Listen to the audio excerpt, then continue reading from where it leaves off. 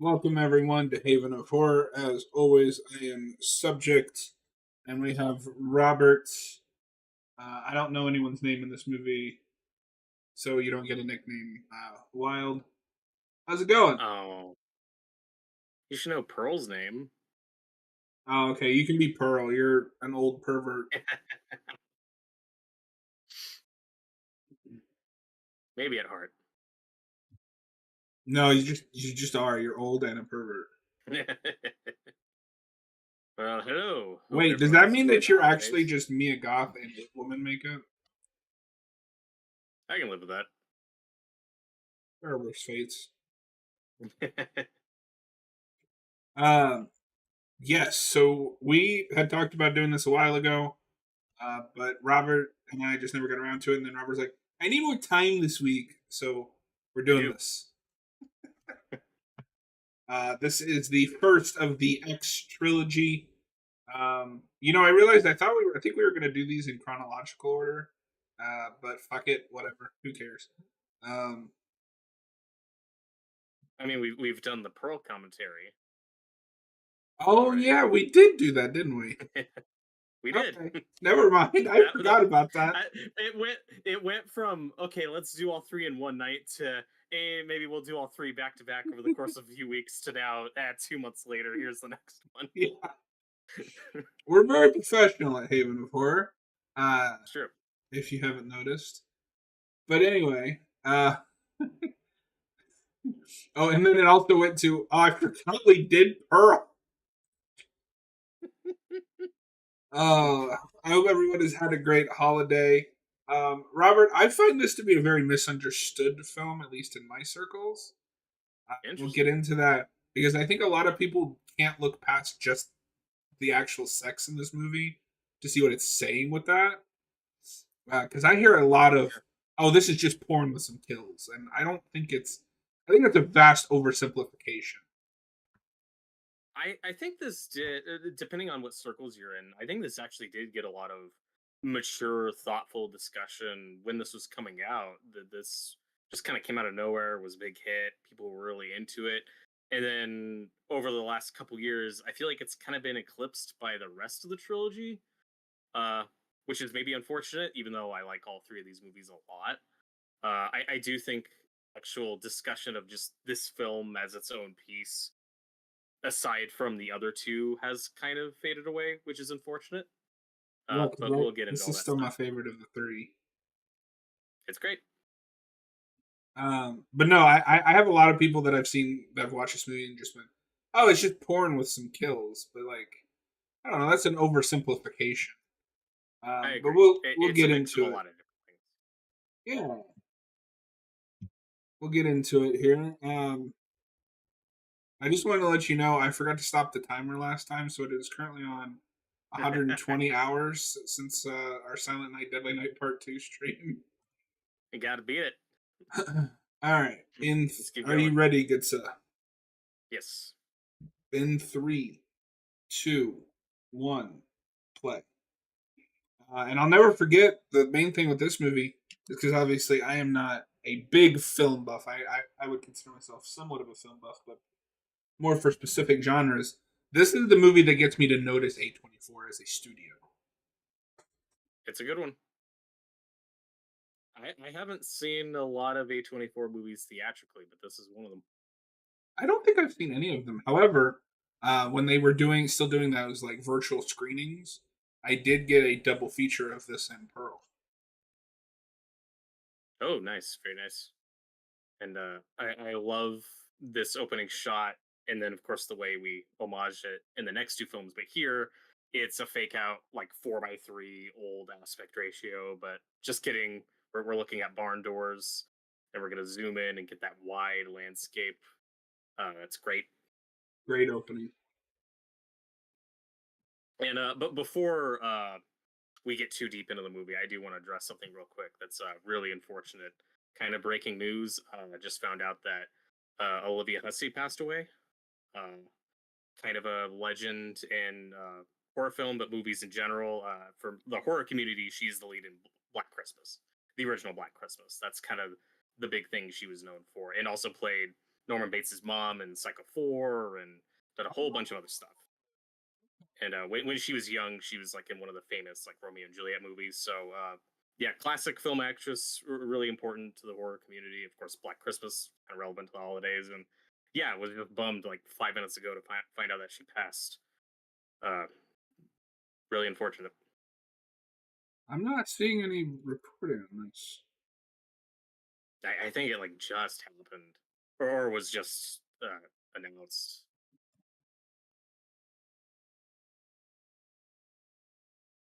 Do you have a source for this?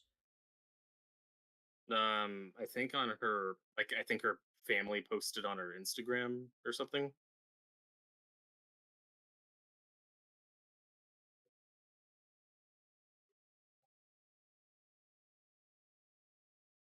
Yeah, I'm not seeing any news Oh, articles on nope, here. I see it. You see it now? Okay. Yeah, Yeah, like this just nobody's broke like reporting on this. What the hell? That's yeah, crazy. yeah. Well, and I saw it because Dave McRae, uh, horror YouTuber, he did a community post about it. So, Okay. like I said, I just found out about this like five I'm minutes ago. So shocked that none of the like horror outlets are picking up on this. yeah, over the next hour, I'm sure. But yeah, just kind of weird. But yeah, Yeah, we, no, we because I definitely was need like, I'm googling her, but I'm not seeing anything. Where did you get this? to. This opening is also very Texas Chainsaw '03 because that movie starts with the cops investigating the house and then it goes back. Yeah, I've heard some criticisms of this opening that it does that modern. And granted, it does do a trope that's been overused a lot in recent years. Of Remember you get a Cocaine? prologue, but admittedly, this is an overdone trope now. Of you get a little prologue and then like 24 hours earlier, 2 days earlier, and then the rest of the movie happens. Admittedly, we do that a lot now, but I've heard this prologue criticized as, oh, it's that modern horror movie thing where you have to let the audience know that it's a horror movie in the first 2 minutes and spoil everything. I think it's more subtle than that. I think it works. Yeah, if that, please You've seen it somebody also. explain to me what that spoils because I don't know what the hell's There's going dead on. people. That's the information you get is there's dead bodies. Yeah. And cops are investigating something. To me, it's not a Evil Dead remake situation where I like that movie a lot, but we talked about in our commentary on that in that prologue, it's here's all the gore, here's all the shock value and the swearing and the violence and effects, and here's the whole movie condensed into like 5 minutes to let you know what you're getting yourself into. And it's kind of cool, it's kind of fun, it's just unnecessary. This is about build up. This is teasing a mystery. And we also on the TV in that prologue get that bit with the preacher talking about his daughter uh, being lost to sin and stuff, which is going to be really important to the last movie in this trilogy. With where that goes. You sure? Oh yeah, this shot's great with the blonde here walking out of the building with the alligator or the crocodile on the mural. Nice little bit of foreshadowing. There's a lot of foreshadowing to all the kills in this movie. That's pretty fun. Yeah. I think this is also the first movie I really appreciated how good Jenna Ortega is. I'd seen her Oh in yeah, she's great. Wednesday came out before this, right? Or was that after? I'm sorry. What movie? Wednesday, the show? Oh no, Wednesday was after this. Or no, I'd seen her in Scream before this. Then. Yeah, these were kind of my big introductions to her as an actress. Like I'd heard her name before, but Scream and this were like back to back, same Oh, year, it and was both big hits Scream. for. No, Scream was 2020. No? No, Scream was like January 2022. Good And then lord. six came out just a year later. Yeah. No, it was this and the Babysitter sequel. Right, and I still haven't seen those. That'd be an interesting double feature. Yeah. And I know for a fact this is the first time I'd seen Mia Goth in anything. I would Me remember the too. lack of eyebrows. Yeah, she's been in a few notable things last few No, she years. really made a name for herself in the last few years, just in the horror Mhm. genre. Yeah, I'd say both her and Jetta kind of quick scream queens overnight, but they've been in some interesting projects. And the difference, though, is Mia Goth in these movies, I think, is absolutely phenomenal. And Jenna Ortega, I also think, is really good in this. But with Mia Goth, like, she's just got a lot of range. She does a lot of weird, different things.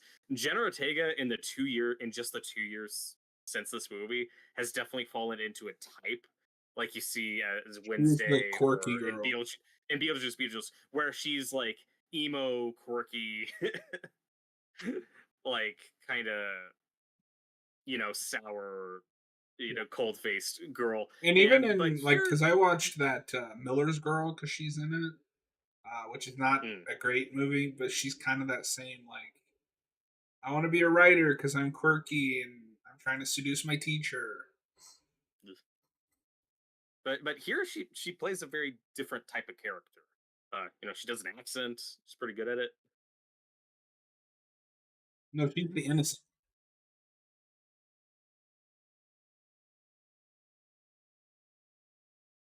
Uh, And I love the atmosphere of this movie. I love the vibe.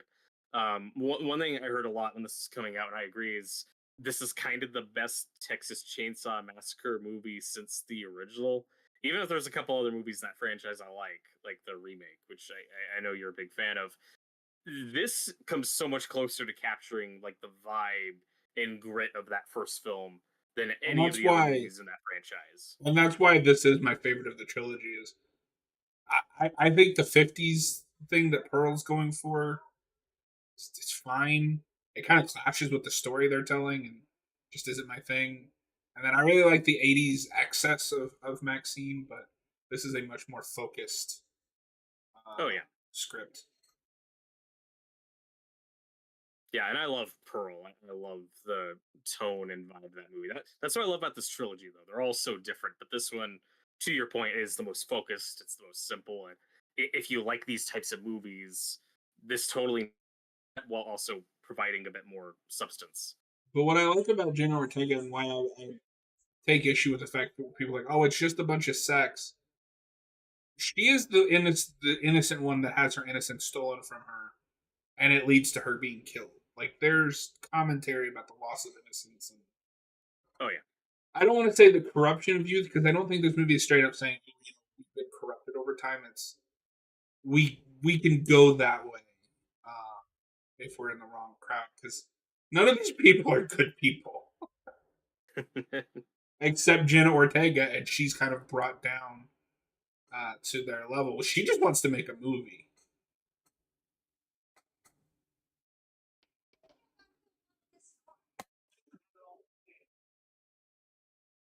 but I also don't think this movie's anti-sex by any means. It's doing a lot of subverting the stereotype, what people think of as the stereotypical final girl versus the victims, and how we handle like the whole virgin trope. Like this is subverting and commenting on that. I think more than anything, it's just commenting on the difference in generations. Mm, Whereas Mia or Maxine's generation is it's very '70s. They're open to experimentation. And they want to make this porno because it's shocking. Whereas Pearl comes from a much older generation, and she's frustrated because she wants that, but she's too old at this point. And that's not how she was raised. right. Yeah, And that's I a think there's through a line level of across this whole hypocrisy to Pearl where trilogy. Oh, she totally. kind of like slut shames the girls in this, but she wants the same thing. Yep.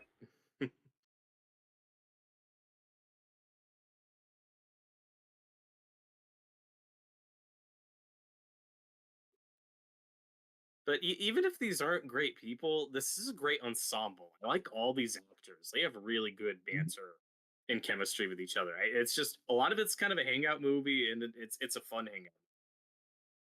Brittany Snow is an actress that I have not seen a lot of. Yeah, I think Uh, I think she's in the Pitch Perfect movies. That's kind of the big thing she was known for. But Yeah, if I'm she knows looking more at her stuff like this, filmography. It looks like she does mostly shit like that, and some of it sounds like Hallmark movies. She was in a movie called Christmas with the Campbells. oh boy, that better be Bruce Campbell. Else I'm not watching Close. It's got Vince Vaughn. it. She looks like somebody else in this movie, but I can't place it. Yeah, she has a very distinct look, and I think everybody looks period accurate. Like Hmm. they again, I just think they totally No, nailed they don't. They don't the take '70s shortcuts. look. This isn't a Texas Chainsaw remake situation where, for some reason, that's set in the '70s, the most 2000s looking cast ever with Jessica Biel and some of those dudes. This is What not are you happening talking about? They put her in those jeans and that hat. That's 70s. at all. No, I'm funny. It's funny you went to that because I was thinking it's not like the Salem's Lot remake where I can't tell what Oh decade God, that takes yeah, place in. right. That could be the 50s. It could be the 90s. Who knows? And looks way too modern. And I mean, this movie, I assume was shot in film. Could be wrong, but I don't think you could trick somebody into thinking this was literally made in the '70s. But it does have a bit of that timeless quality. Like if you show this movie to somebody cold who wasn't familiar with these actors, I don't think they could place what year this was made. You would just have to know it would be semi-recent, just given how graphic some of the content is. That's the main giveaway. Oh, and it's too clean. Yeah. No, this was shot digitally but made to look like it was filmed on 16 millimeter. Okay. Which, I mean, I guess it kind of looks like that, but I don't know. Maybe it's the 4K transfer, but there's noticeably no film grain. All the pictures very clear. Mhm. It's still though it doesn't have that, to me, that ugly modern digital look like you get in like a modern Salem's Lot or movies like that where Well, no, everything this looks all movie has bright and actual like shiny. cinematography to it. Yeah.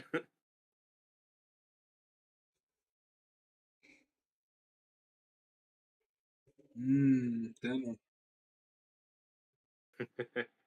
Yeah, can't let all that meat go to waste. I love the cheesy wipe. It's just so random.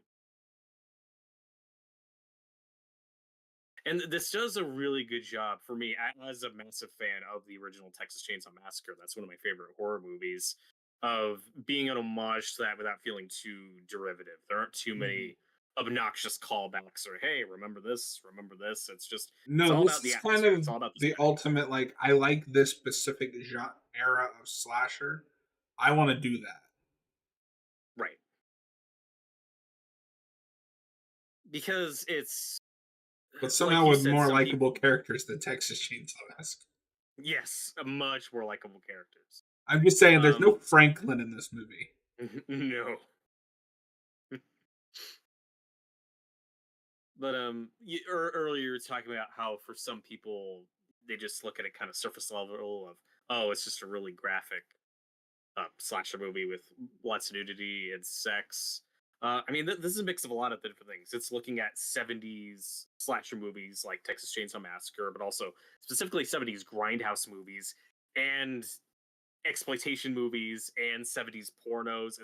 It's a mix of all different things that were going on in that decade, and they Hmm. all just fit together really well. Yeah.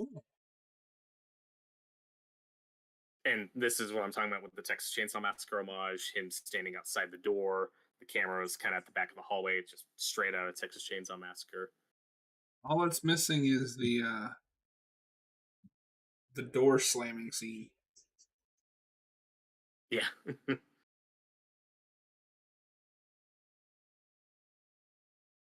And I like a hopeless, aspiring filmmaker guy with the glasses, where his mission is to make a good dirty movie. He wants to make a porno with real artistic merit to it, which sounds like an oxymoron. But that's the most this movie gets to breaking the fourth wall of saying, "Yeah, that's what we're doing. We're making something that's both exploitive and smart." And in Well, my you know, opinion, they pull it off. in a higher budget movie, you know who would be playing that role, right? Who? That is totally like a Matthew McConaughey role, right? Oh, this guy. He is so Matthew McConaughey's like long lost cousin that we didn't know about. I think No, he's that's been what I'm saying. around Like for a bit. if this was like a big budget studio film, Matthew McConaughey would be playing that role. Yeah, and he'd be great, but I think this guy's great. He's like a mix between Matthew McConaughey and like a Luke Wilson. I thought it I might have could been Luke totally see Wilson the that. first time I saw it, but he is really good. I enjoy his performance a lot, and you get just enough bits of character for all these people. Or earlier, he has that line about wanting to get into the movie business, specifically the porno business, but where he says, "I don't want to have to wear a hard hat for the rest of my life." Yeah. And to your point about the comparison to Pearl, that's again part of that generational difference where back in the 20s, being a movie star was such a new weird concept. How are you going to be an artist Mhm. like that for a living? And in the 70s, we're now in a completely new generation with what you can do to make money.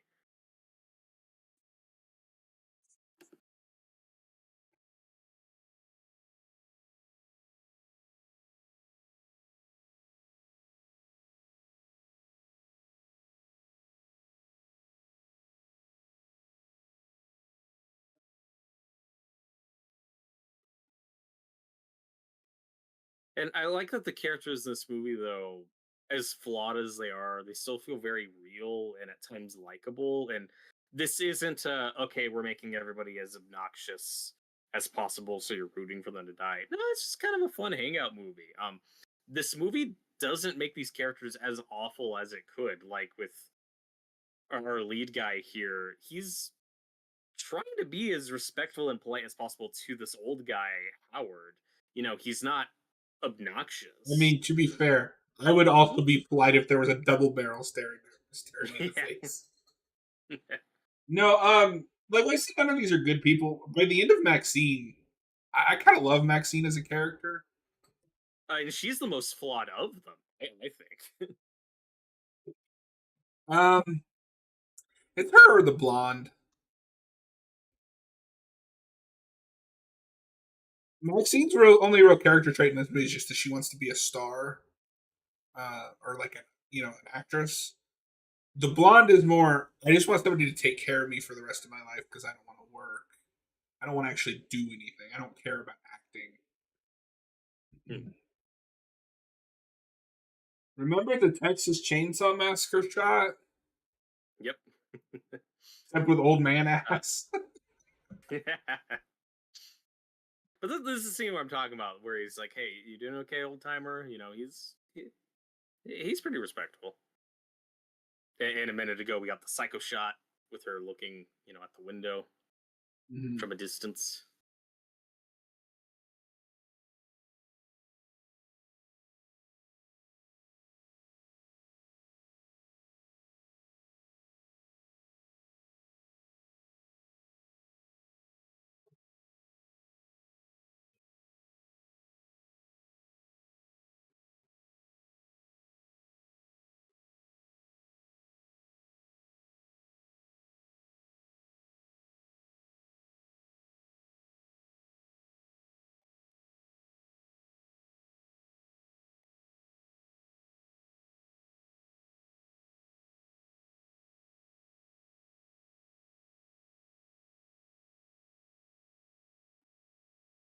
And this is where you get more of that generational difference, where you find out that the other guy here recently served in Vietnam, and Howard is obviously a World War I veteran, which we learn a bit more about in Pearl. But that's that's an attempt at a bonding or respect moment, but Howard doesn't see it that way.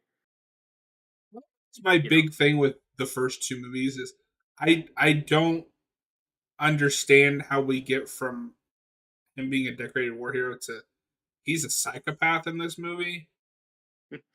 War fucks people up, dude. Not everyone comes back mentally okay from that shit, especially World War One. Yeah, I But mean, I yeah, guess it could be there's a like some whole. kind of PTSD. Mhm. Yeah, there's a whole other side to his story that we haven't really seen, just because we haven't seen much from his perspective. That I Mhm. think could be interesting to explore in another movie. What we know is he really loves not Maxine. What we know is he really loves Pearl, and there's a lot he's capable of doing for her.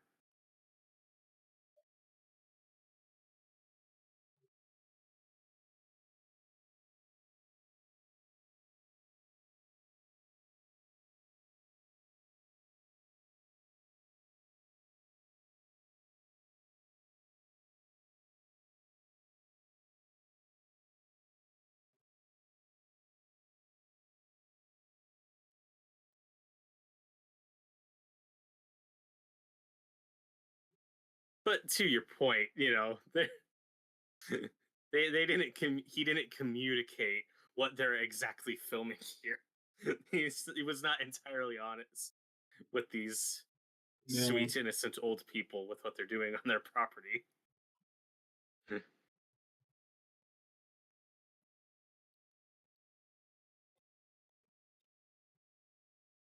And do you think this movie has a good balance of like the meta humor and the meta without going too far? Like we just had the line of let's give people what they came to see, and of course now we're in this scene. But I think they do a good job without it being too in your face. I never find this movie obnoxious.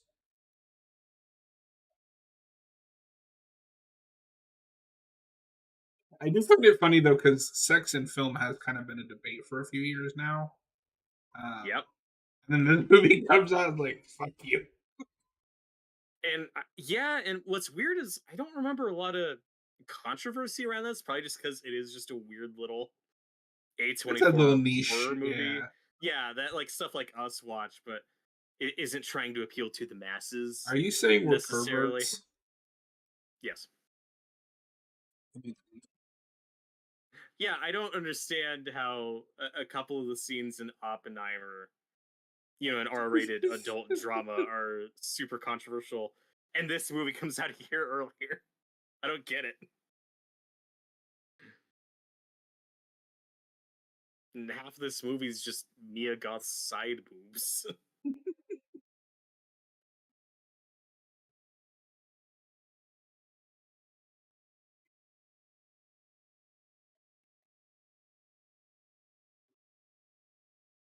Yeah, I don't think she actually gets completely naked, does she? I Most of think the she sex that I can think of does. is the blonde. No, there's at least one notable scene when Pearl's staring at her and she's stalking her. It's really gross. Oh god, that really uncomfortable scene where she lays in the bed with Yep, her. Ugh. that too. No, this movie goes to some gross places.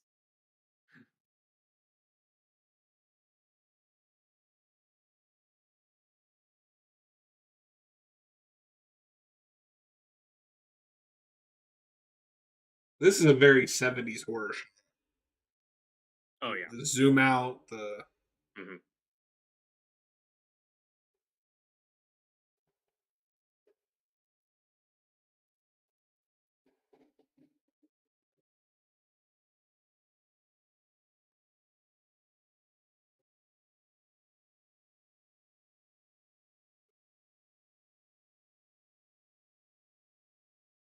And like I said, it still feels very real. All the characters look dirty. All like the makeup's very imperfect. They don't look all entirely glamorized or super Hollywood.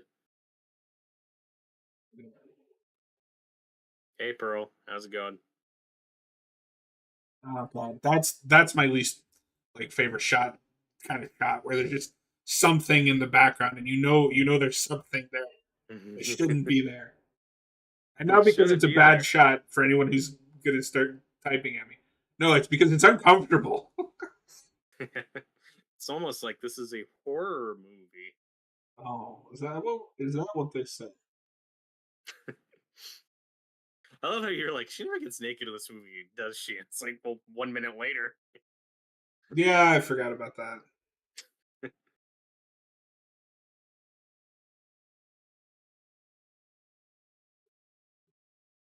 I love this exchange between these two. The The guy's camera like, guy kind of reminds me of Eric from Evil Dead 2013. yes, I was gonna say that earlier. He has a very similar look and vibe.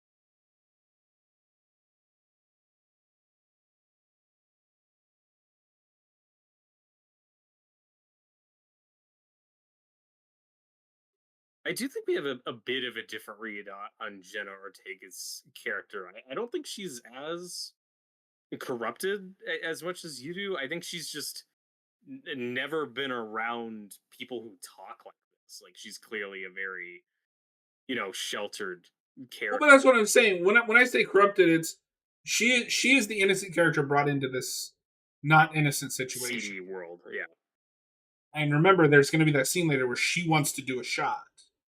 yeah. That's what I'm talking about. Is they've kind of brought her Mhm. down to their level. But they also, it is her idea. Like she is not kind of forced into it or talked into it by any other characters. Well, no, but I mean, she's only doing that because they're where she's at. Like, I'm not saying they purposely like tried to harm her, but there or ruin her or whatever. But there is a level of corruption of just I'm around this Yeah, situation.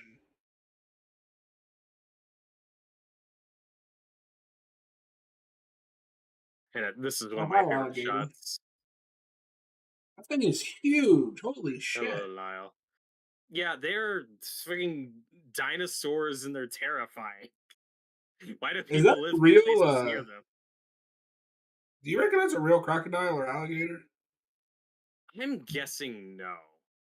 But if it's all CG, I mean it's good CG. Only we could come up with two different names for animals that look identical.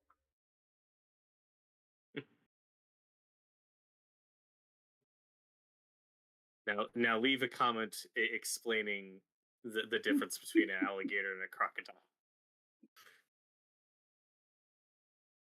I've been told many times and it never sticks with me. No, the only thing I can think of is that line from Jumanji where he's just like Yes. alligators have like the fin or something.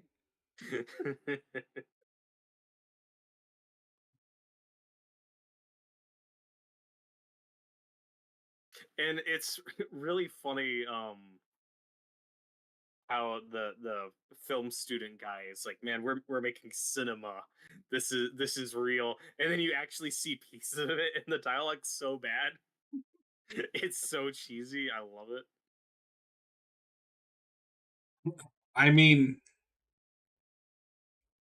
I think what I love about that most is that's just film bros. They're like, I have made a cinematic masterpiece, and then it's just like, what? What did I just watch? Oh god. Okay, Robert. Here's a completely shallow and just out of pocket question because we're at a kind of a lull in the main story. Who is the hottest girl in this movie for you? Uh I don't want to be basic and say Brittany Snow because she's like the more traditionally Hollywood attractive, but I don't know. I mean, Mia Goth's obviously gorgeous. The no I, eyebrows thing she isn't necessarily the my thing, the but no eyebrows is kind of what knocks her down a little bit for me. yeah.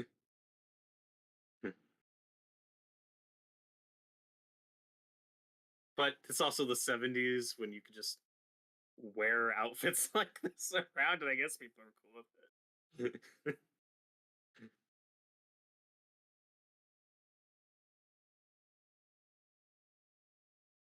Don't go into the creepy house, Mia. Don't go into the long grass.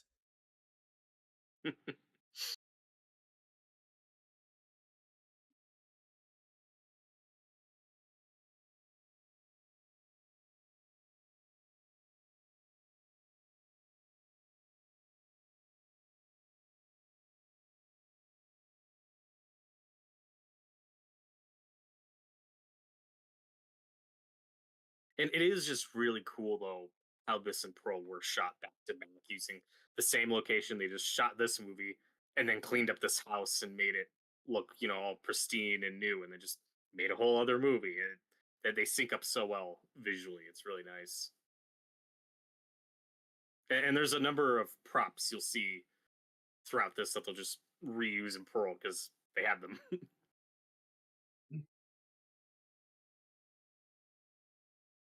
Ugh, but this place looks so gross. It makes me anxious.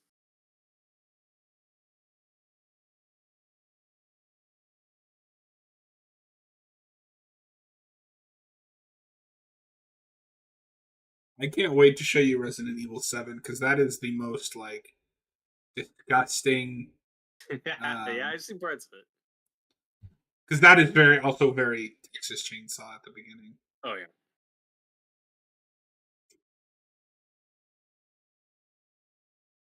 Nah, Kyle. It's the horror movie. He's one of those ones Get that it? is very this is just porn. At least the last time he talked to me about it. I mean, parts of it are, but there's more going on than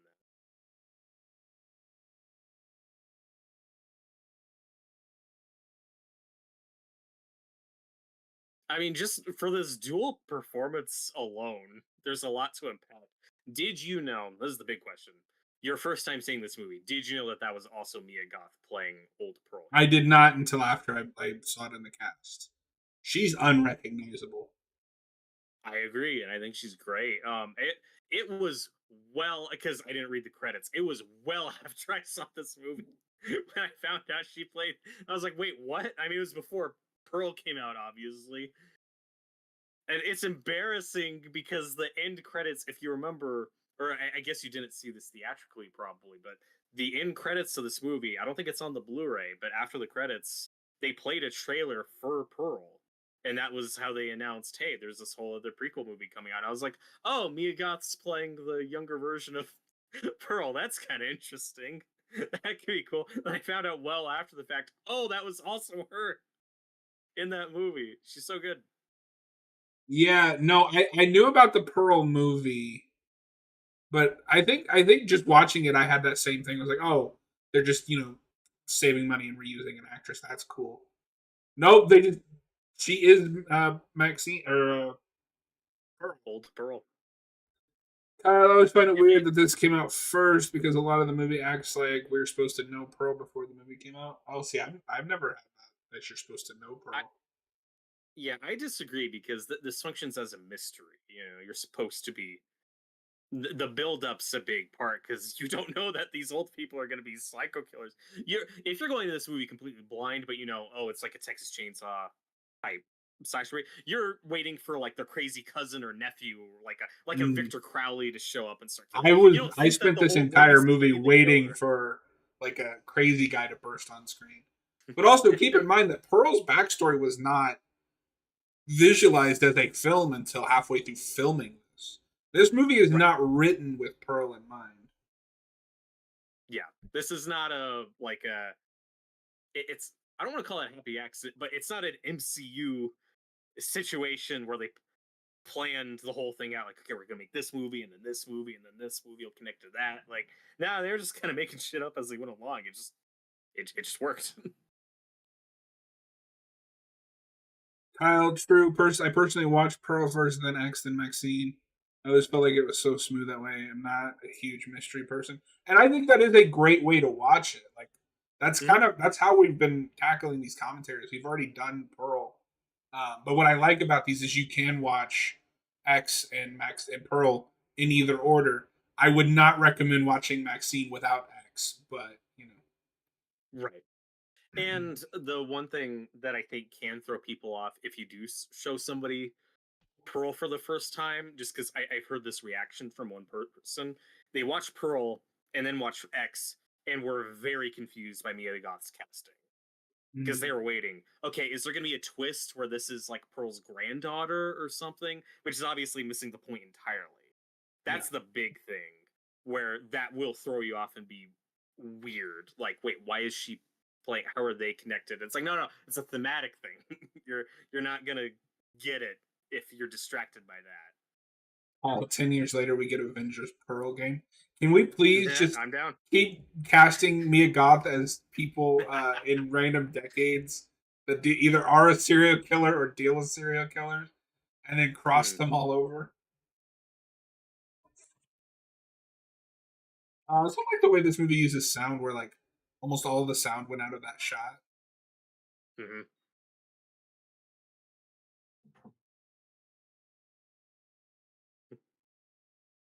Do you think this Yeah, is the how kids pornos are certainly. actually made, where they shoot the sex scenes like out of order and then edit it together in the Probably. editing room? Can you imagine like you just have to shoot the end of the sex scene first, and then you have to shoot like the beginning and then the middle, so that they can edit it together?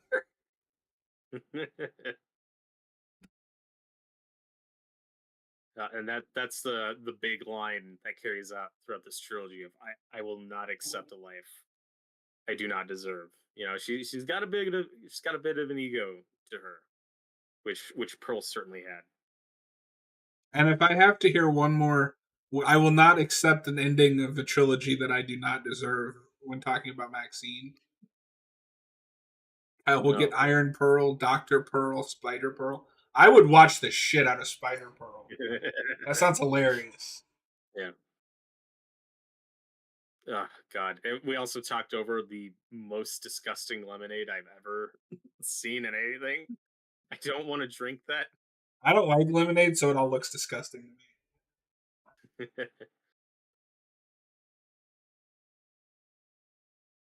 Not my kind of music, but it sounds accurate to the period.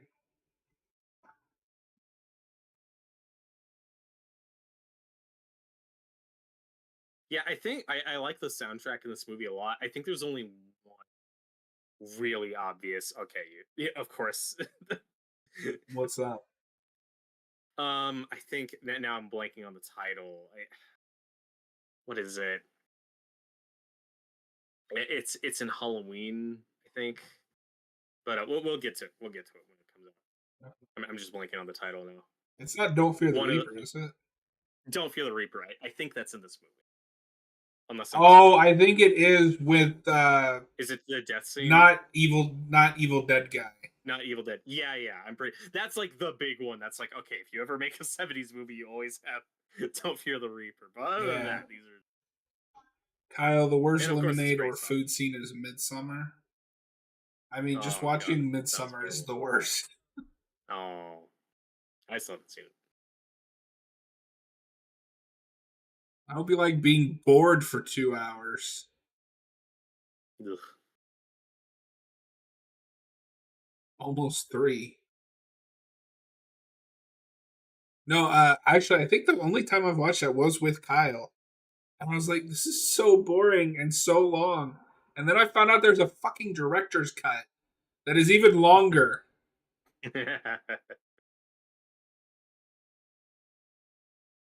I also love that in the context of this porno they're shooting, it's the farmer's daughters. Mia Goth and Brittany Stowe are playing sisters, and they look absolutely nothing alike. What do you Ugh. mean? Best casting ever. And this scene is actually very melancholy and very sad. With Pearl putting on this makeup, of course, before we know what a monster she is, but like this hairbrush she's using, I think you see that in Pearl. Just nice little connective tissue. But back to your earlier point about how some people see this as just, oh, it's just a slasher porno movie. If you can look past like the violence and the sex, all that stuff, what this movie is actually saying is scary is aging, Mhm. is being old. That's what this movie's actually about. It says, oh yeah, isn't this kind of messed up and terrifying? This thing that like most of us are gonna have to deal with.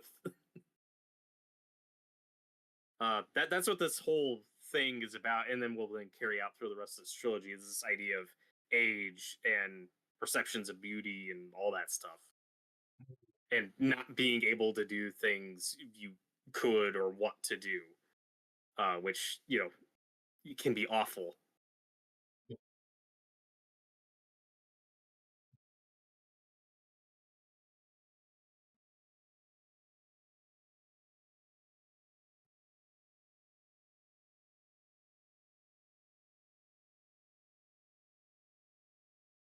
I love that like stupid look on his face.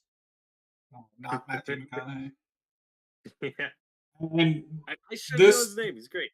next shot kind of leans into what I was saying, whereas Gina Ortega is starting to enjoy this. Oh yeah, no, that got a big laugh in the theater the first time I saw it, where she is staring, and it's like, oh, I am, I am into this. She really sells that look. Uh, Ew. but yeah, That old this person movie goes makeup to is a some little gross too place. effective. Yeah.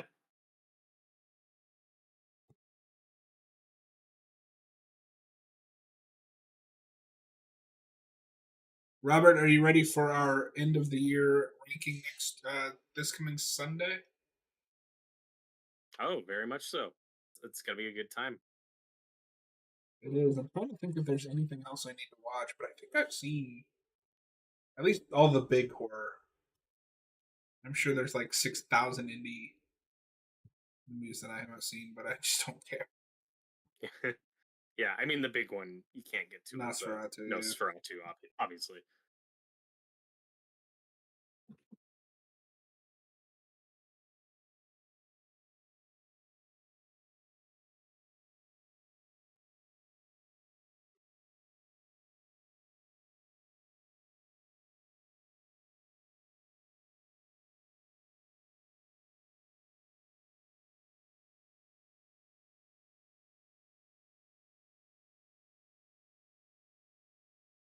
And scenes like this are very uncomfortable, but also very sad. There's just this thing she wants that her husband can't give her. And they're a Kyle, loving couple. It's very sweet. the end of the year ranking Terrifier 3, Terrifier 3, Terrifier 3, Terrifier 2 re release. Terrifier. Yeah, Oh, Lord. it might make my list. Yeah, I can't tell with you.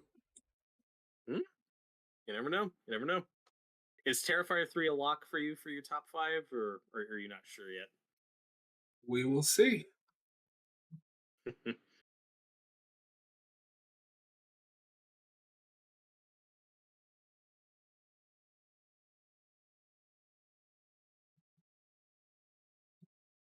Um, as someone who grew up Okay. around country music, that is the kind of country I can tolerate. The 70s and Hmm. or not this modern pop shit that's pretending to be country. So I appreciate that. Plus, I think this is set. Isn't this just set in Texas? Yeah. Kyle, this is ranking top 5 new movies that came out this year, movies y'all have watched. So this will be ranking the 5 best and 5 worst brand new movies that came out this year that we have seen. Yes. Have you Including gotten both around to the streaming substance and yet, by video. the way? I'll get to it this weekend. Okay. I'm saving that for last. I don't want to watch that and then like three shitty movies. But we'll see. We'll see how You're the week saving the goes. best for last. Yeah, that's the plan. I watched Night Swim today. Will that make my bottom five? Stay I'm tuned. sorry.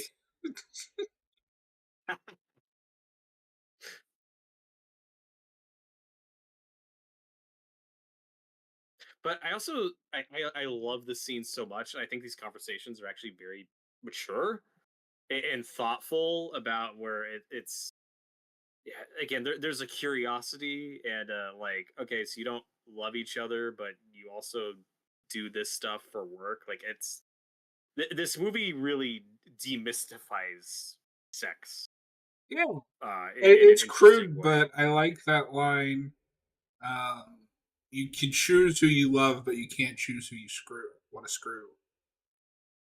Sure. Not the most elegant way to put it, but Kyle, best movie? No, best movie of the year is Craven the Hunter.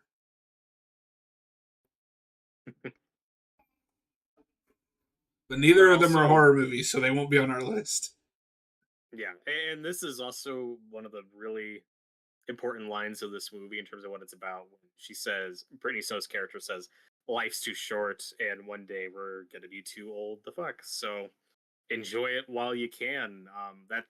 That's a big theme of this movie is life's too short. But also, I don't know if it's you could call it like the ignorance of her character or the thoughtfulness, but that's what makes the Pearl side of the story fucking scary. Is because she is very old and she still wants to. This movie brings up some very uncomfortable subjects. This is why I never want to work in a retirement or an old folks home No. because, as I have heard from multiple sources, old people just want to fuck, and it's a problem, and they do not care. This is a So conversation I no never thanks. needed to have. Yeah, More it's like relevant to this craving a movie. better movie. More like craving a Oh, Spider-Man movie. Remember when we could make Spider-Man movies that had a just one Spider-Man? just one Spider-Man. When was the last time we made a movie with just one Spider-Man? 2019. Yeah.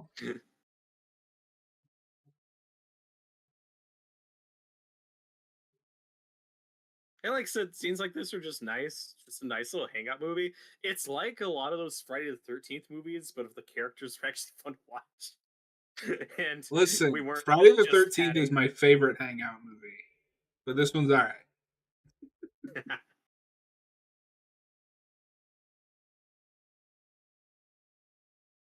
I'm mainly talking about like the first one where we are just padding to fill out that It's not padding. It's a hangout movie. We're just watching them hang out and kill a snake. Oh.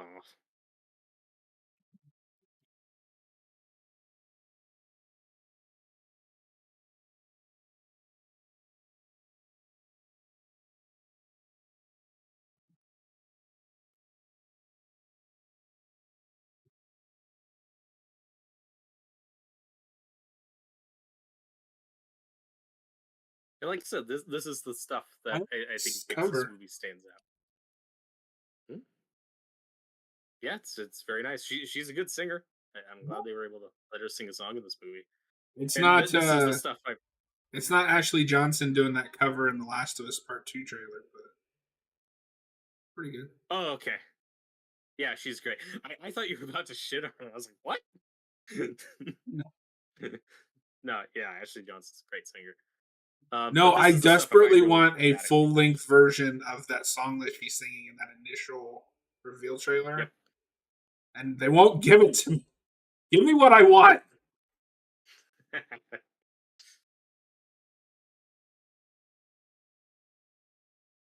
But yeah, like I said, that's just kind of what this movie's about. It's like, oh yeah, being old, getting old sucks.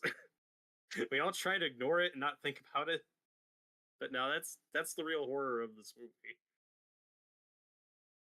Hmm. And this got the biggest laugh in the theater. This was such a shocking moment when she says, "I want to be in the movie," and just that pause and going, "What?"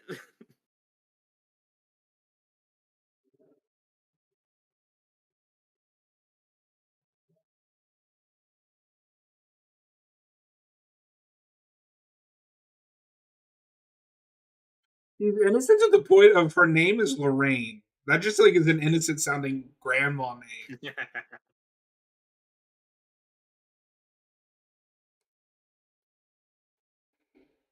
Also, I forgot how young Jenna Ortega is. She would have been like 20 in this movie. Yeah, it's crazy.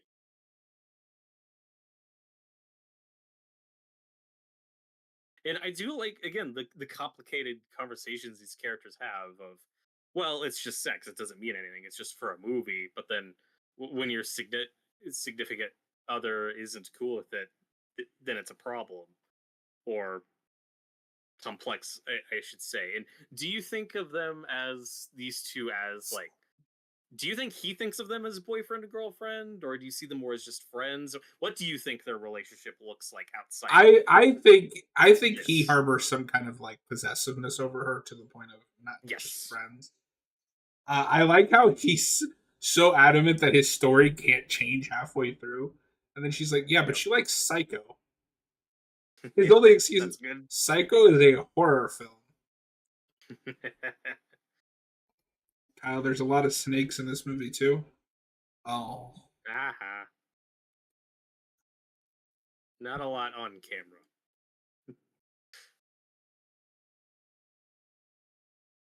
no, I don't But think you know, because I don't think there's any indication they're actually dating, which is why he comes off as kind of like an ass hmm, because it's painfully transparent what he's doing. yep.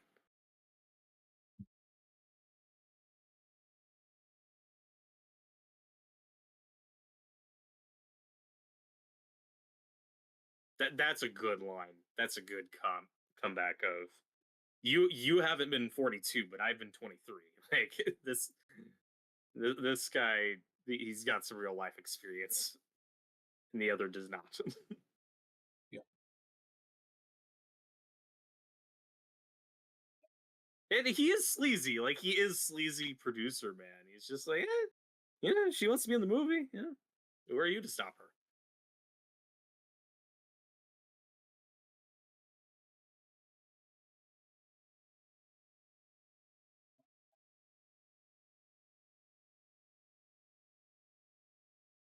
God, and his speech is just like classic. Like I have to control her.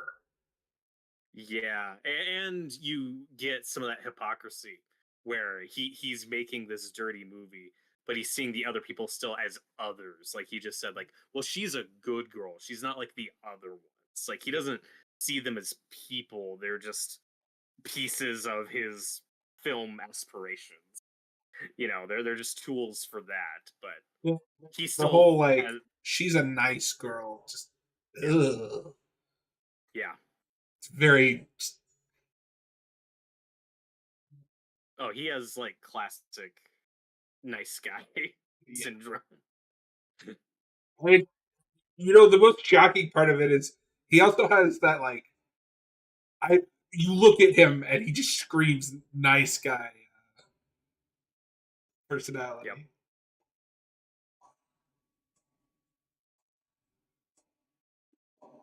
She takes off the cross, and you know she's doomed.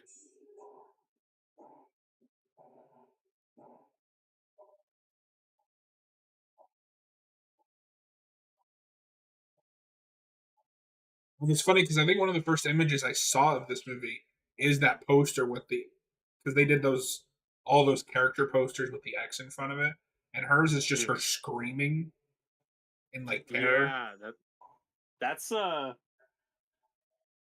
yeah, that's the back of the Blu-ray. Yeah, It's such that a good one. shot. It's such a good one. Like I said, this and Scream back to back like made her an instant Scream queen, and well earned. She's a good actress. Yeah, of A lot of people feel weird about that term for various reasons, and obviously it course they do. has. Well, it also has a more positive connotation to it now than maybe it did like 30 years ago when actors would get typecast or Mhm. seen as just this one thing that you can't break out of. But I saw an interview with her though, where she's like, "Oh, I'd be honored to if people called me a scream queen, just to be in the conversation of a Jamie Lee Curtis and Heather Langenkamp and all those people. Like, it'd be an honor. That was pretty cool Now he's having a breakdown because because he didn't get what he wanted.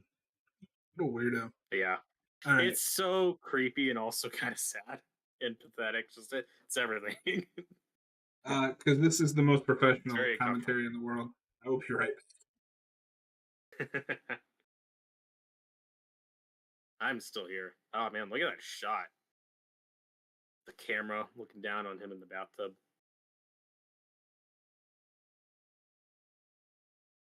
Yeah, it's so pathetic, but also like, he feels like,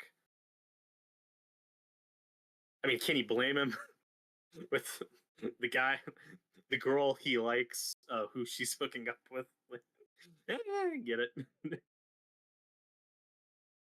it, it's a downer moment for sure. Although this is a dick move, but he's gonna do trying to steal the van. I mean, this isn't cool. Don't do this, man. He's just gonna leave them here. But he does, to his point, that it's very creepy, possessive. Like, oh, this is what she wants, and I'm just gonna leave her and run away. And oh my god, that close up's so good. Pearl in the headlights. This was such a fun novelty when it came out.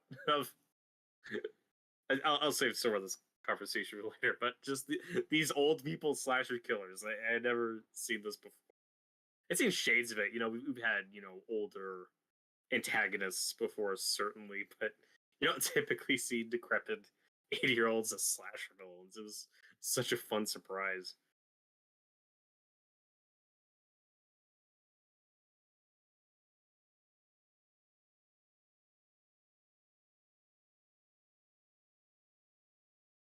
And I agree with Kyle. I think this whole trilogy is very cinematic. I think Pearl's gorgeous. That is my favorite of the three. It's just so beautiful and wide, and the color just pops. I love the look of that movie so much. And Maxine's just a perfect '80s homage. They just so nailed the setting and look of that. This is very '70s, but also looks kind of modern-ish, but not in a bad way. It still has really good lighting and texture It's a to it. picture. It's a picture. It's a moving picture.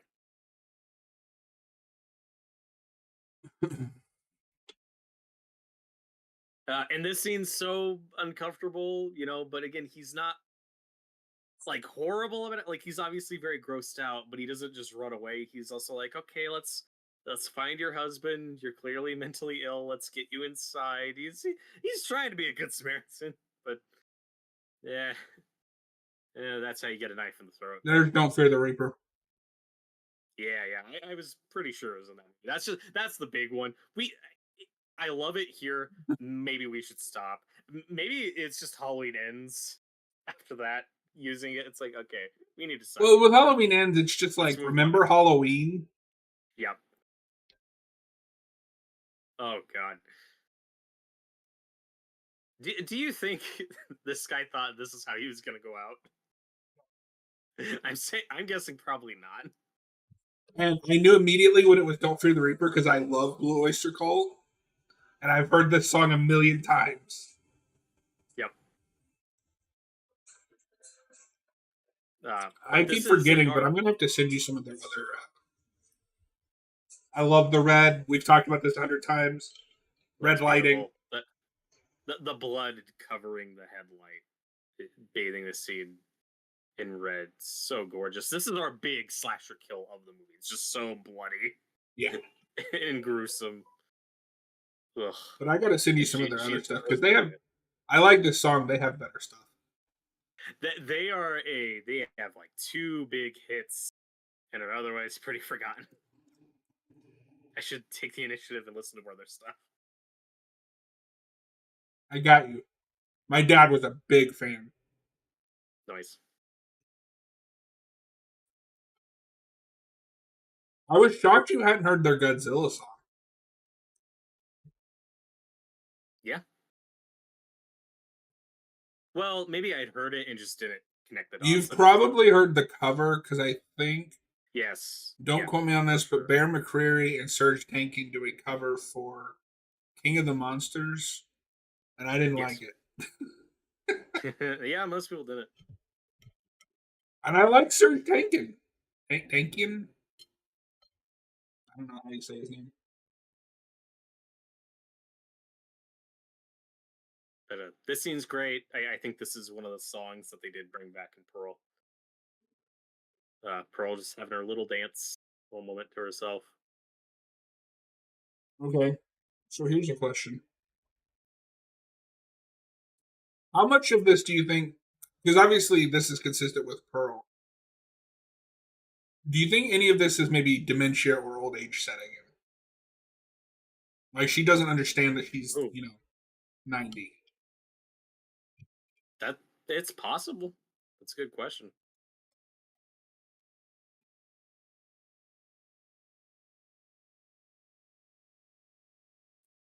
Because I know But my look, great she's a grandma, star. she's a star.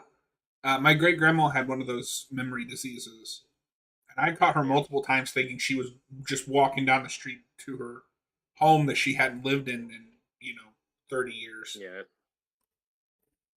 yeah. It's brutal. An 8-year-old me was like, "Mom, help!"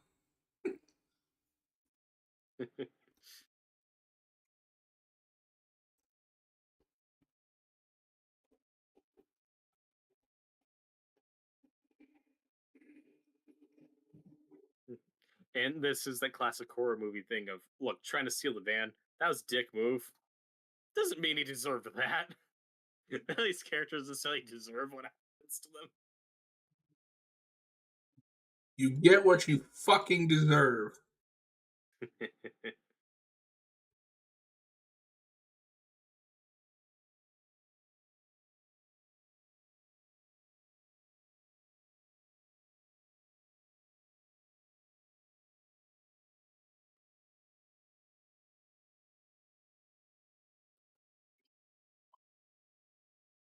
Yeah, now we're doing the Friday the 13th scene where somebody's looking around calling out their friend's name.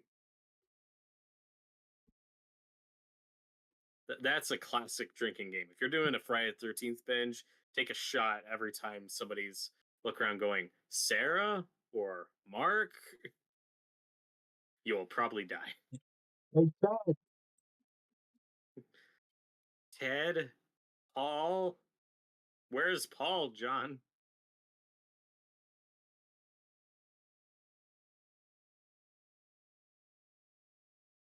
Boyfriend was like, "You want to make your own choices with your body? I'm stealing the van and leaving you here." Pretty much. Yeah.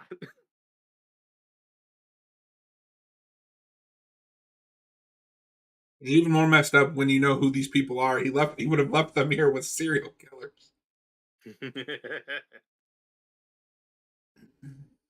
And on rewatch, I do prefer to watch these chronologically.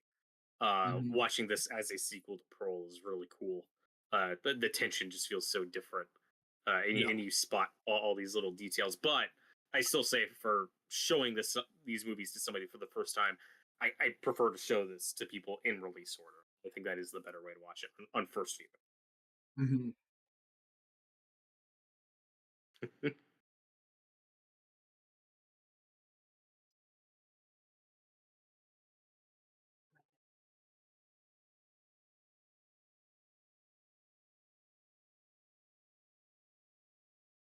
Okay, she did just say I don't want to break up, so that implies that on some level they did see each other as boyfriend and girlfriend. Oh, okay. That's But in weird. clearly a very innocent way, like they've maybe kissed, but obviously have never slept together. I mean, that's probably a big part of what she's going through is this guy she's with, she kind of likes, but also isn't necessarily giving her what she wants, or maybe wasn't comfortable saying she wants. Yeah, a lot of layers to what's going on with that dynamic.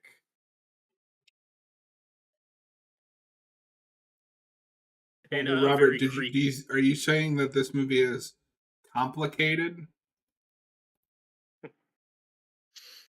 You could say that. And a very creepy way to look at that relationship is glasses guy, RIP. He was probably imagining like, oh well, like maybe one day we'll get married and then she'll sleep with me, or it's gonna be special, like, and it's like, and now that's been taken from him because she's fooled around with this other guy, and it's like you said, a very possessive, weird way to see her. Mhm.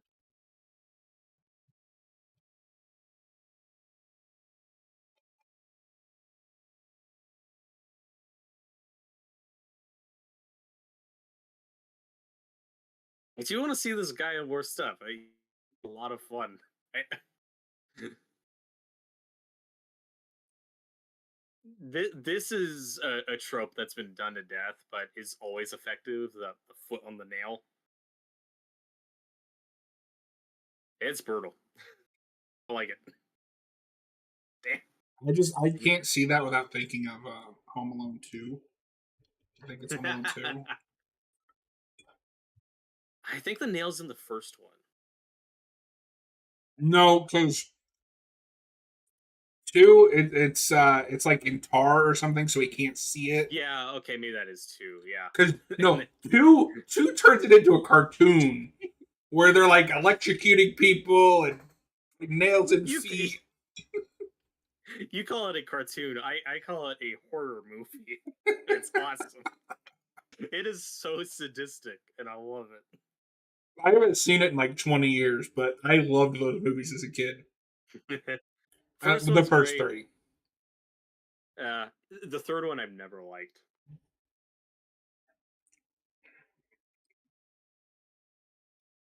All of that is just based on like 8-year-old me's memories. I haven't seen any of them since I became an adult. Yeah. No, the first one holds up. It's still great. Second one's not as good, but it does have some great gags. Uh, don't you hate it when you're just walking around a barn in your underwear, foot bleeding out? Is that what they think? That's probably the most convenient kill in the movie. Pearl's just right there, like, oh well, gotta make the most of this opportunity while I got it.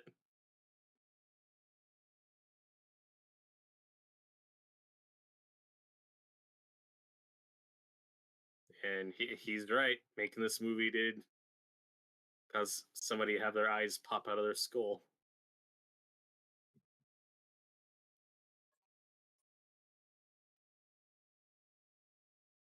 Ugh.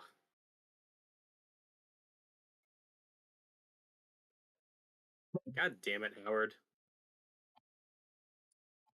But the real question is, Robert, I'm starting to think are you you're a ready to bad watch? person. Are you ready to watch Ty West's best movie? Oh no. Well, this is Cabin Fever 2. Did he make Yes. Yeah. that? I like how you knew it was gonna be just the like most bottom of the barrel. Well, because I thought of Hellraiser, but I was like, no, I think that's Scott Derrickson. Ty West must have done that Cabin Fever movie. Oh, we hang I out have. entirely too much. Oh yeah, I have seen Ty West's House of the Devil. That's pretty good. I adore that movie. It's great. I should rewatch it. It totally nails the '80s vibe, but '80s Okay, I had a grindhouse 70s. vibe. I was getting 70s, but I've also only seen it Yeah, once. The coolest thing, though, and this I don't know if this you would have even known this when you watched it, is Tom Noonan is in that movie. it is. I've seen him now in exactly 2 films: House of the Devil and RoboCop 2. You should watch Manhunter. He's great. Oh Plays the main yeah, killer. you need to watch it. But no, because when he popped up, I was like, it's Kane It's it's from Kate. RoboCop 2. I was the only one that was excited. It's fine. This is that dark comedy that really works for me, where she kills this guy and then slowly starts shoveling the hay on top of his body to cover him up. You gotta do what you gotta do.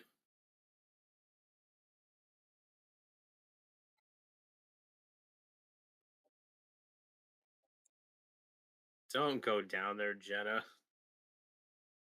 You know better than that. Don't do it. It's a trap. Lorraine. Yeah, what happens to her is really fucked up. terrifying. And I love too with that prologue that we know there's something messed up down there, but they still held off on showing us. So it's still a satisfying reveal. It's like, oh my god. I do have to say, on the first viewing, I was still a little disappointed because I hadn't caught on that we're not going to do like a Friday the 13th type slasher. It's no, these people are going to die in No. kind of realistic ways. So when she does die, I was like, oh, that's it. It's still a shocking But moment. I've It's a good jump scare. but I've come to appreciate it on multiple viewings. And what's There's the implied shot. here? It's the guy. Ah, that's such a great scream. Oh, I don't. I didn't need to see all that. Yeah, you do. Um, she Face has a is good. pasted. That's going to be our next ranking: top 5 screams in horror films. Yeah, We all know who wins, right? It's Samara Weaving. Come on. that's a good one. I mean, in Ready or Not, she's fucking awesome in that Holy movie. shit, dude. That got me. That's another one with the nail, but that's at that time in her hand. Ugh. Also, I don't like this movie very much, but that one girl in Friday the 13th Part 7, like the nerdy girl who gets like the big makeup, the makeover Yeah, scene. Like, she has Velma. that insane scream. Yeah, it's like, oh my god, that's a good one. I'm just saying, if they made like a Scooby Doo movie in that time period, she would have been a She would have been perfect perfect. Velma. Absolutely.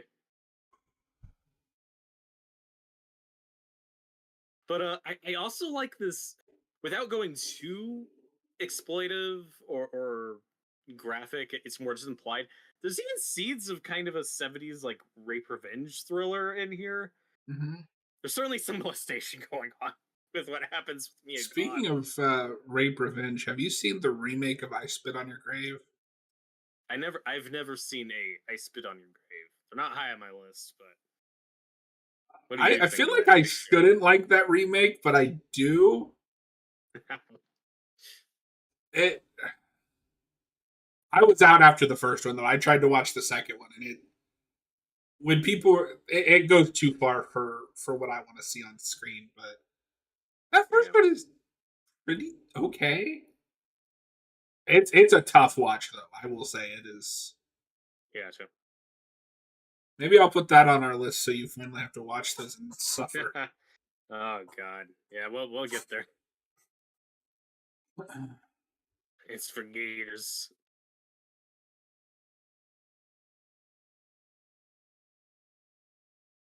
But no, I mentioned that a minute ago because with that body in the cellar, like that's not somebody they killed. Like they were doing stuff with that poor bastard. It's like, Ugh. oh god, I hope he didn't have to live through that. Because Jesus Christ, Wasn't like that what's just the implied camera that guy? no, the camera guy is still dead. By the car. That's a different person. No, that guy is naked Oh, with his hands tied up and his pants are down and is set up earlier in the film. I don't remember what scene it is, but there's a scene where somebody's drinking out of a milk carton and there's a picture of a missing person on it. And it's the guy in that cellar. okay. So that's the other thing. If you were wondering, like, well, maybe Pearl, maybe she hasn't killed anybody in decades. Like, No, no. It's, she's a no, psychopath. what's implied is they have kidnapped people and used them for sexual pleasure and then killed and disposed of them. And that's what Howard and her are going to do. Because they'll have a conversation about it later where Howard's like, I locked up a young pretty one in a cellar for you to mess with. Because Pearl goes both ways. That's kind of cool. but, and then, but Pearl's like, no, I want the other one. Like, she wants to be a goth one, which makes sense. It is very gross. Ugh. And again, it's just a big part of her ego and self-absorbed. Like when you think about it, like no, Pearl wants to fuck herself as she looked when she was younger. Yeah. It's so gross. And yeah, oh, this is the scene. You know Oh what's god, missing from this movie though is Mia Goth screaming, "I'm married." I'm married. She's so good. An inanimate object that she just tried to like assault. That scarecrow's like, come on, I didn't ask for this. I didn't want to be Oh here. god, this is the most uncomfortable uh Hmm. scene. And the effect is super simple. Whenever, like earlier, when it's just you have Pearl on one side and Maxine on the other, it's just, yeah, just shoot two separate scenes and splice them together. It's super simple effect.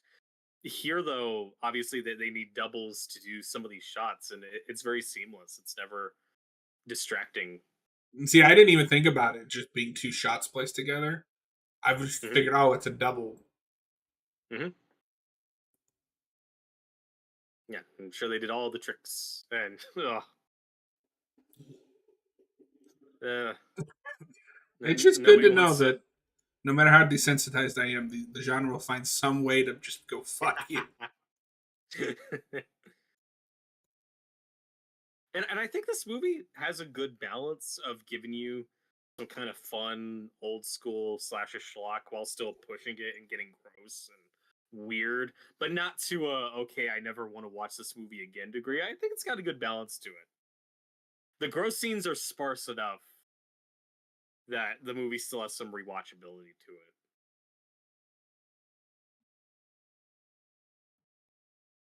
Yeah. No, I've seen it 4 or 5 times. And Yeah. as I get older, it's harder for me to rewatch things that I aren't already, for lack of a better term, comfort films like Evil Dead or Dawn of the Dead or The Batman, because it's the best Batman movie. Oh god. Oh, the This is blood. a nightmare. This just chop off my head, man. No, I'm pretty Quick. sure I used to have nightmares like of people watching me from my window when I was Yeah. in my room. Ugh. Ugh. Stop making it go on so long.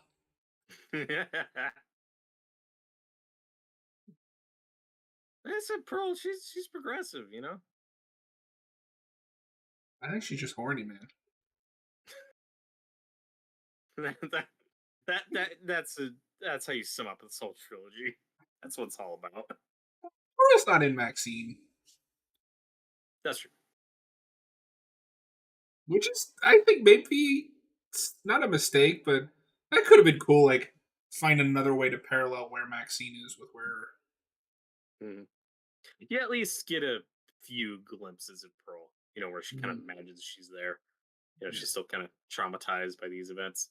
I do feel bad for this guy. I do think this guy is genuinely oh, and there's a missing car. That's kind of it's an homage to Psycho, and then of course would be done again in Pearl. But I think this car this guy's looking at it is supposed to belong to the guy we saw in the cellar. Who's been missing for like weeks or No, months. he's probably the second, like, nicest of them or best of them. Yeah. Like, I still think, despite everything, Jenna Ortega's character is the best person, if not necessarily in terms Mhm. of like my favorite character. Just she's the most innocent, wholesome. Yeah. She's your fake out final girl Yeah. for this movie. If this No, is a I more legitimately thought traditionalized she final was going to girl, be the she's gonna be final the final girl, just girl. because at the Me too. time, for me, she was the bigger name than Mia Goth. I Yeah, should have known sure. better. I've seen Scream. Um,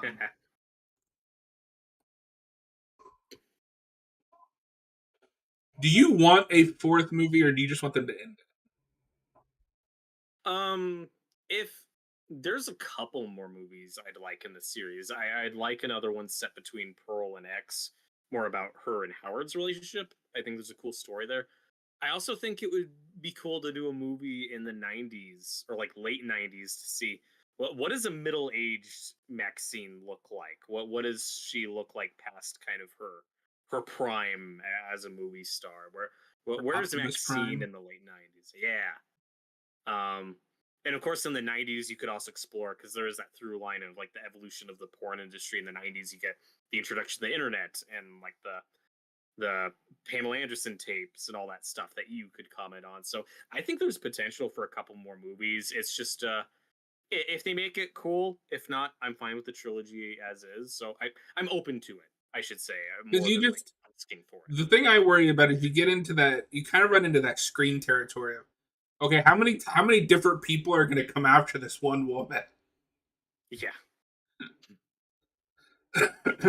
Because I think about this sometimes with Scream, and I know some of that. I know it's satirical, so like you can only take it so seriously. But that poor woman has had like 10 different people come after her and try to yeah, murder her. yeah. That's why I'm not hyped for Scream 7. I'm sorry. I'm just not interested in another horrible thing happening to Cindy Prescott. Leave her alone. And now they're putting her daughter in it. So now they're gonna pass the torch off to her daughter so they can make Make her the killer, you trilogy about cowards. her. Ugh, no, Make Sydney the killer, you stop. cowards. Do something. No, Do something no. brave. You're the only one who wants that. Stop I brave and don't care. stupid. It'll make $1. But Robert, it would also kill the franchise, That's true. so you wouldn't have to get any Uh, more.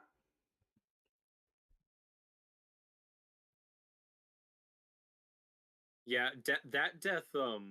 Like I said, it's kind of a bummer because that guy, he's a Vietnam vet. He's just doing this for work. And he had that line earlier about like I've had enough farmers pointing guns at me, and then that's how he goes out. It's not a graphic kill. It's kind of off screen, but it's just a sad way for that character to go out. But at least it's quick. Oh God, nightmare fuel. Yep. Oh god.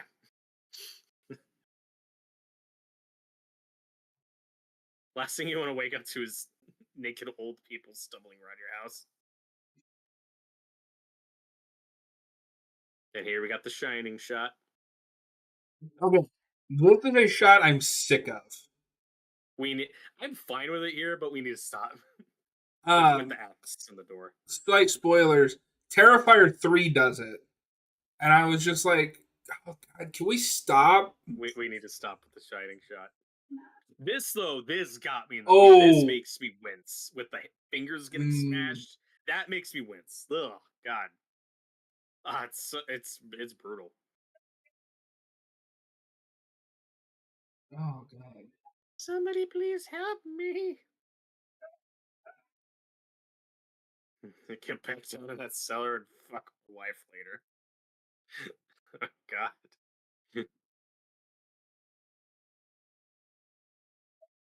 Maybe we'll play Resident Evil 7 once we finish 2, just so you can see it. We'll see. We've also talked about Last of Us Part One. Doing Yeah, I that. figured we were waiting for that show to get a release date. Yeah, that's fair. We'd also be doing it Um, ass backwards, but so I guess yeah, it it's doesn't fine. really matter. It's fine. I do have questions about Maxine's dad, the televangelist. Is this like a 24-hour, 7 days a week I don't hope so. sermon? What's going on here? Because that's going to be on the TV in the morning. Whenever this TV is turned on, it's that guy on screen. I like to imagine that's all they watch. Probably. But this is again is where Brittany Stowe's character is likable. She's not a stereotypical ditzy dumb blonde.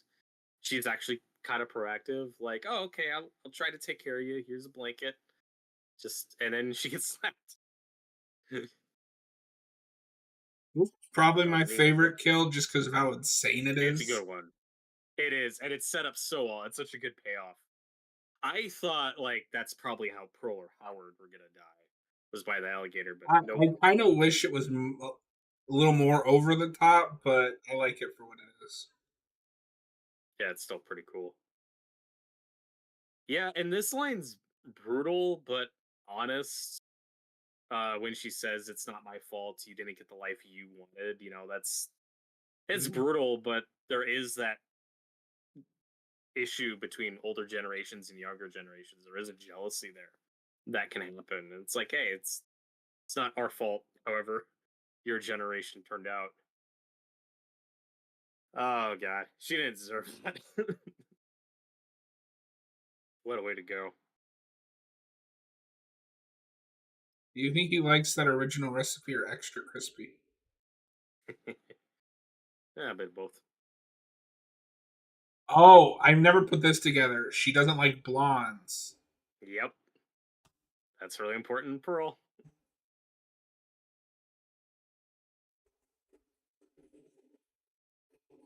Also, I don't know.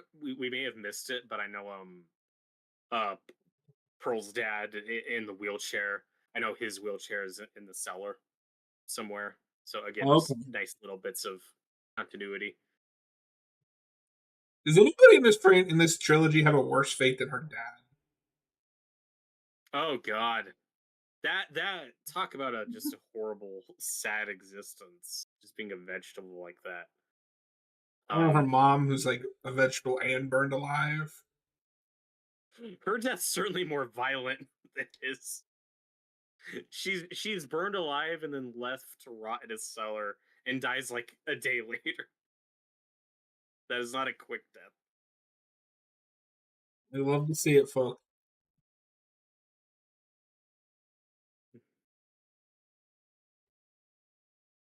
And I get where you're coming from, where this is a very solid slasher movie, and I think the kills are pretty solid. They're just not super over the top or crazy, but for me, the Terrifier films more than balance that out. Like Well, we've yeah, but you gotten gotta remember, I a had decent amount of seen Terrifier when I saw this. variety. That's true. I've come around on it, and I like what it's doing. It's just at the time, I was like, Mhm. I would have made this a little more over the top. Yeah, this is going for more of that Texas Chainsaw vibe, where most of the kills are off screen or more implied.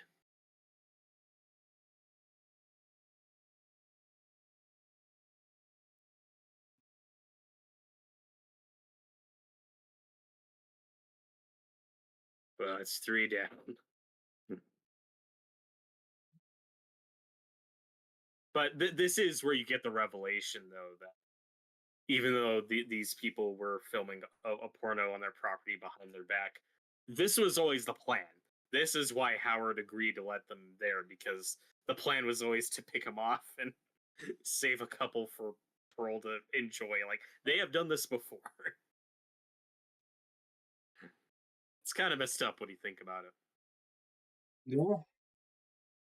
Come on, Ty West, give us the fourth movie that's kind of a prequel. it. A sidequel. But that's what's really cool about the conceit of these movies is, you have a lot more decades you could touch on, and at least as far as the Pearl characters go, at least as far as the Pearl character goes, Mia Goth's never gonna out age her. You could like she could hypothetically play that character for the rest of her life if she wanted to. Like I don't know if she does. That's the convenient thing of her playing her as an old person, and then the young person is now you have decades of material you could hypothetically explore and just have her age naturally with the character. It could be cool, but like I said, I am fine with the trilogy as is.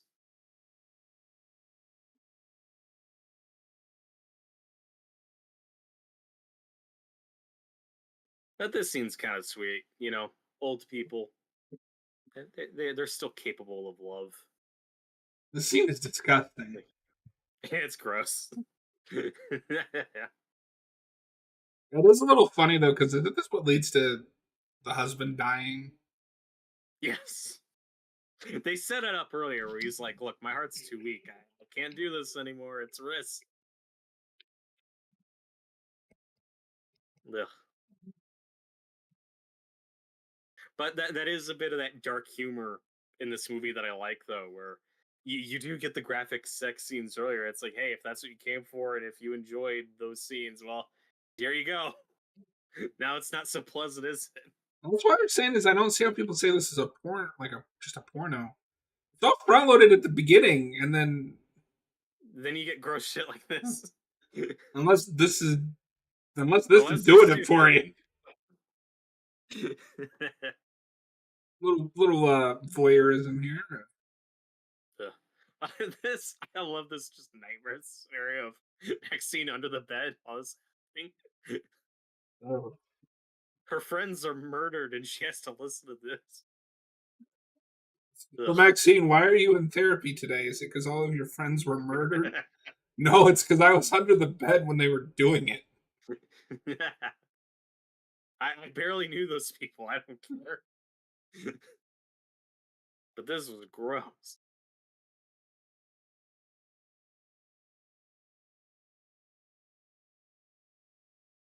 I mean, I guess I appreciate it's not zoomed in at any point. Yeah.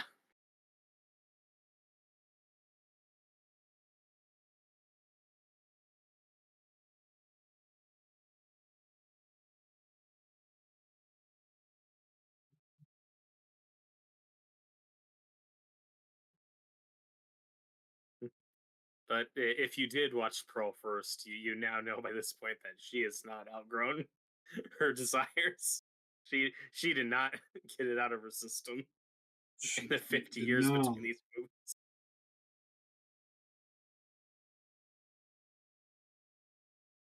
So when they slash the tires,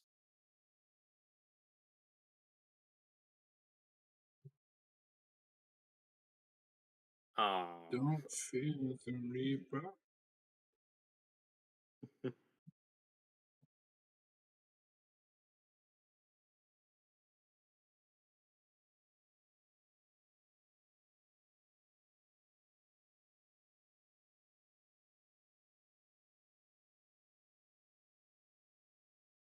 but this is where you get a bit of that kind of classic final girl energy, though, where she is going back for the last of the survivors. She doesn't have to.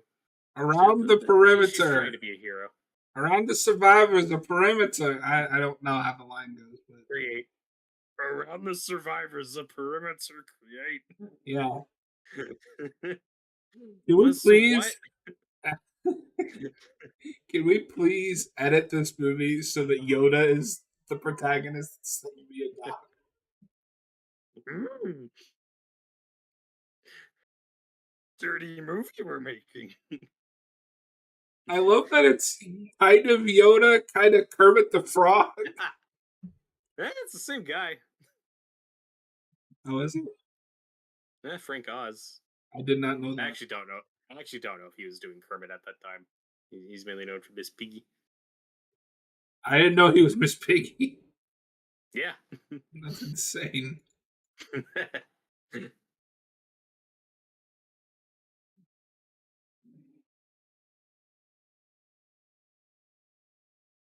I love that line.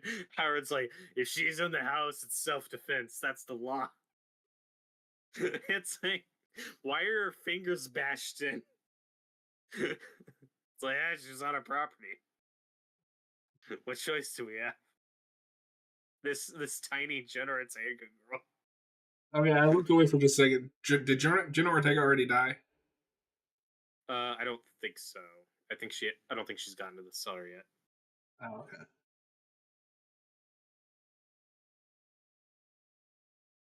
Okay, now the question is, do you think that's the same alligator or crocodile from Pearl all these years later? Oh wait, yeah, she's been shot. Oh, Yeah, yeah. We were talking over that. she Yeah, didn't she deserve got a that. blasted. No, she didn't, and she's not even dead yet.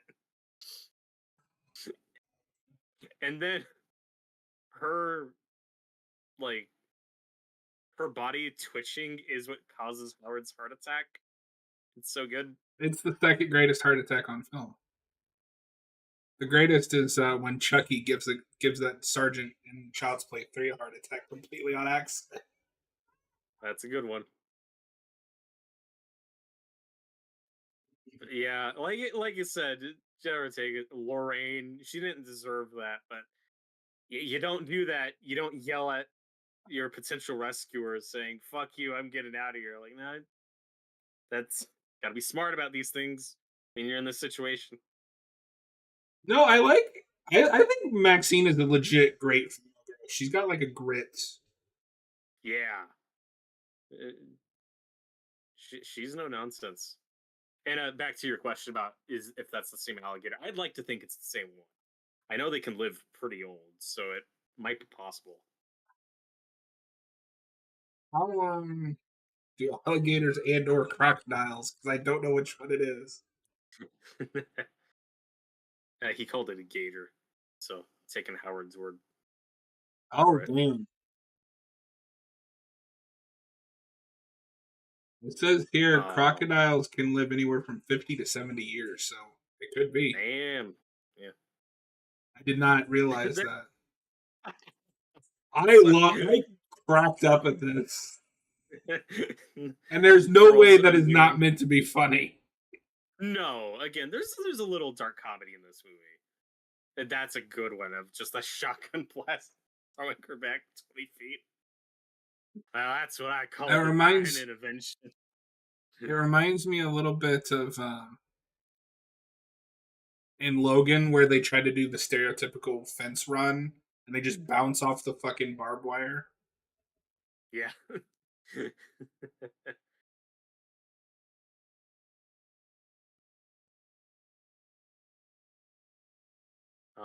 Poor Pearl.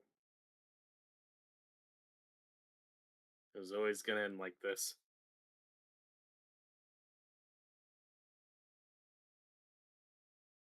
Help me.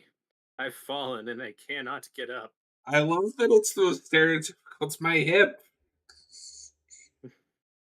And Maxine does what many a final girl don't do. She does the double tap. She goes for the kill, which is smart. So that shot, her going like this, that also became a really iconic shot from this movie. Yeah, it's a good one. No, this is so mean spirited, and I love it. It's like, yeah, she killed all her friends. You can run her face over. That's fine. I think the moral of the story is that Pearl just really needed a fucking therapist. Yeah, yeah.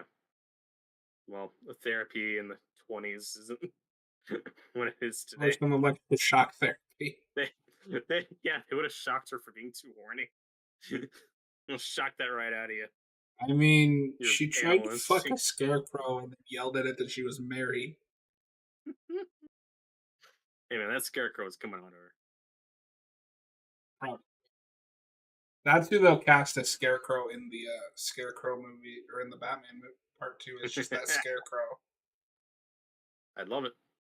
and then Pearl will come out of the shadows of Gotham City and go, "I'm married." Pearl is the villain Batman goes up against where he's like, fuck this.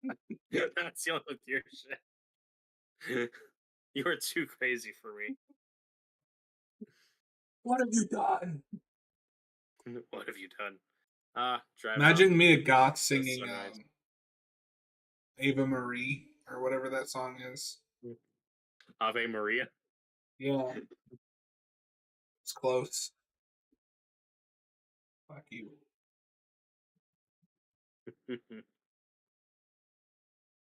But this is a nice little twist to the story. What's wrong with your Getting a bit of face? what's wrong with your face. That's the birthmarks. It's fine. Uh, yeah, and like I said, this will become. I remember on first viewing, I thought like, oh, that was kind of a random twist. Was that necessary? But of course, I like it now, and that's very important to the next scene and where that story goes Yeah. with her father. But it is really cool that that's set up here.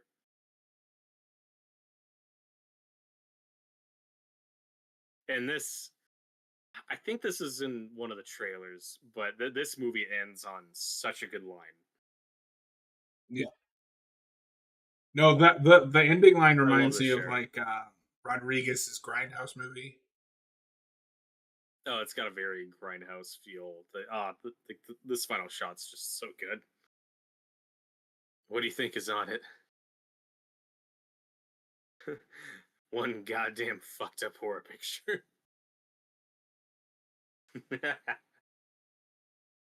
X. And they picked like just the perfect guy to deliver that too. Yeah, great ending. That's the funny Well, thing about this movie being titled X is like it's an R, like it's a strong R, but we've since had like Terrifier movies and all this other crazy shit. Like this, I want to call this a tame R, but you know, it's in the middle. It's a solid R. you're saying it's stuck in the middle. Yeah, good movie though. Very good Uh, movie.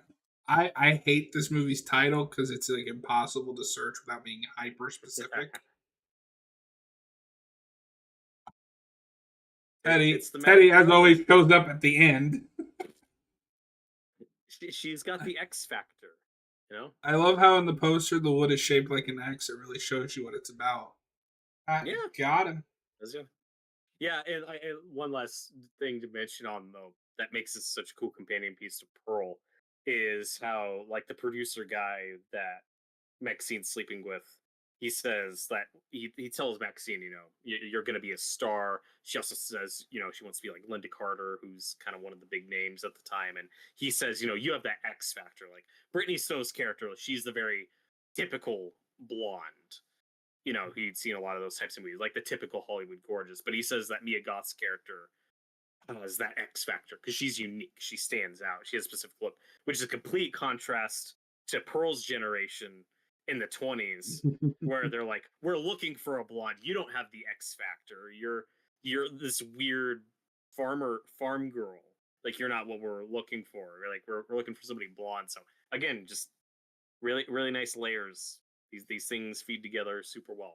It's a very cohesive trilogy, and I dig it. All right. Teddy, I'm going to tell my mom who hates horror to watch this thing. It's a rom com about a girl's ex. I mean, this is a rom I thought it com was from a certain yeah, point of view. yeah. A Pearl definitely is. That's just indisputable. Yeah, I really was rooting for her and the Scarecrow. Mm. I mean, he's no hero like the projectionist, but it's pretty cool. Projectionist is overrated. It's Listen, super only one of them got her to yell, "I'm married." We know who she was going to end up with. Yeah. Well, that was Oh, X. this is an insane conversation. Oh yeah. Well, one of my favorite movies of 2022. It's already over 2 years old, and that's kind of insane. That blows my mind. Yeah. Great Let's movie. see. Let me see because I ranked. I still have my 2022 list. I don't delete any of my list. I really should. Yeah. So this and the Batman went back and forth for me for 2022. Nice. That was a great year for horror. Oh, 2022 was great, and then 2023 was a significant step down with a few gems in there. And I think 2024 overall is like Has been somewhere better. between. It's been better. It's like not as good as 2022, but still better. Like there's So lots of good movies. I would say yes. 2023 was a step down. However, the movies that we got in 2023 were because like that was the Fall of House of Usher, which isn't a movie but miniseries. Mhm. Saw X. Yeah, And I got confused for a some moment because gems my in there. poster is just a person that's been like mutilated and it says X. So wait a minute. Is Saw X the sequel to X? Yes. Are these movies connected? Teddy, have either of you seen Nosferatu yet? Robert has, but we're not going I to have. discuss that yet. Yeah, you're gonna hear me talk about it on Sunday potentially. So stay tuned. Kyle, have her watch X because it's a rom com, and then Terrifier 3 because it's a Christmas movie. It Can you is. tell that Kyle really likes Terrifier 3? It's a good movie. It is a Can you good blame him? movie. No, I can't blame him. I'm just curious how many horror movies, like 2024 horror movies, he's actually seen this year. Or if that's the only one, so that's the only one that he can mention.